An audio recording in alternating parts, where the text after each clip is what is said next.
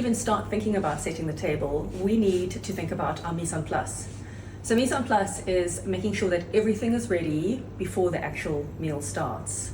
And in order to do our mise en place and get everything prepared, we need to know what is on the menu. So make sure before you start pulling anything that you had your chat with your chef and you know what's going to be served for that particular meal. So for today, our chef has given us this meal over here.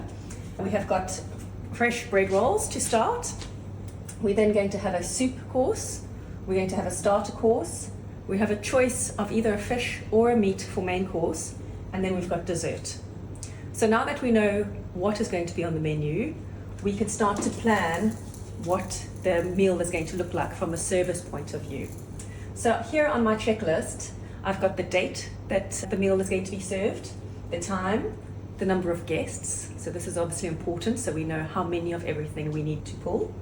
The location, whereabout are they going to eat? What theme are we going to have today?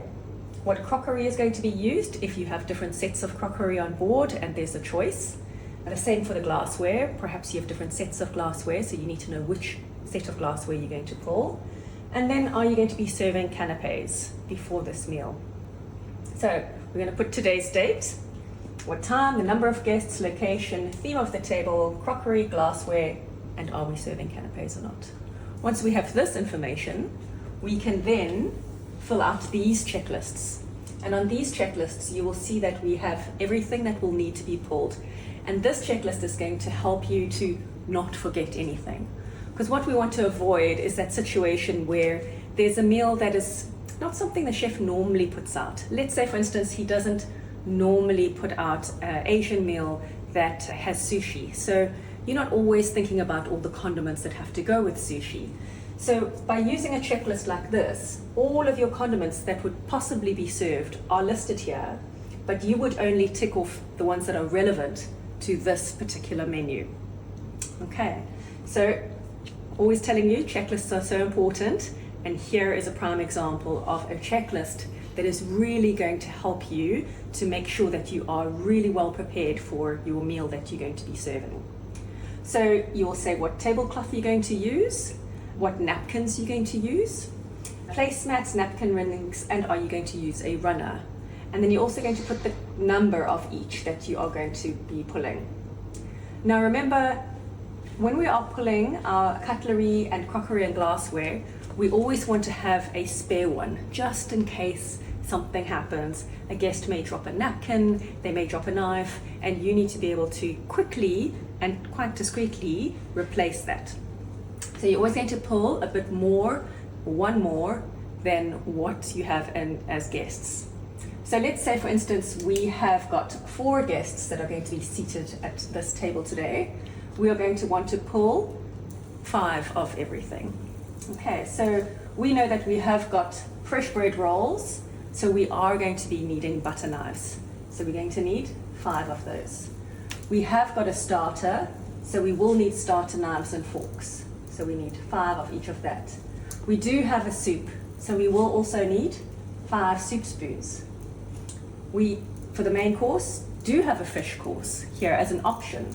Now we don't yet know who's going to be ordering this, so we need to still pull 5, just in case all the guests opt for the fish option. We also need to pull 5 of all of the main knives and forks, just in case everybody decides to go with the lamb option.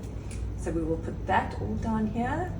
We also have got a white chocolate cheesecake, so we need a dessert, fork and spoon. Okay, in this menu, we do not need chopsticks, saucier spoon, oyster forks, snail forks, lobster forks or cake forks, so we can just ignore those ones.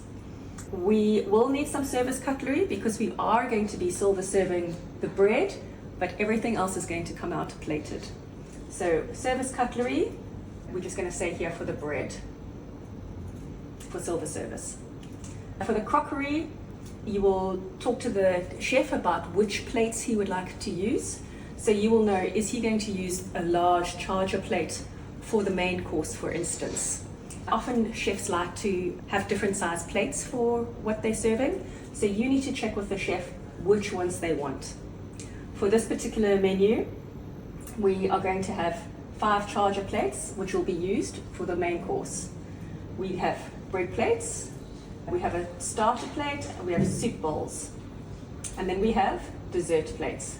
All of the others are not necessary, so we can just draw a line through that. Here for the glassware, we need to pull the glasses that we are going to be using. So we are not going to be doing canapes, so we're not doing champagne for this particular meal, but we do need water glasses, wine glasses, and red wine glasses. Now, for our condiments, we need to have a look at what is being served here. So, salt and pepper, yes, of course you need that on the table. Olive oil and balsamic, yes. Butter, yes. Parmesan. Now this is an interesting one because we do have minestrone soup. So you could check with your chef if he would recommend having parmesan, or if you're unsure, just have some ready just in case. So you want to have parmesan. We have got Tabasco and chili sauce here. Our guests on this particular meal are not going to be having Tabasco and chili sauce. We know that because they have said that they don't like hot sauces, and it's not condiments that typically would go with this meal anyway. Soy sauce, wasabi and ginger is not going to go with this meal. Tomato sauce is not going to go with this meal. Mayonnaise, mustard, lemons and lime. We may have a guest who might ask for some lemon to go with his octopus Greek salad. So we definitely do want to have some of that prepared. So you see how here you've got all condiments, so you're not going to forget anything.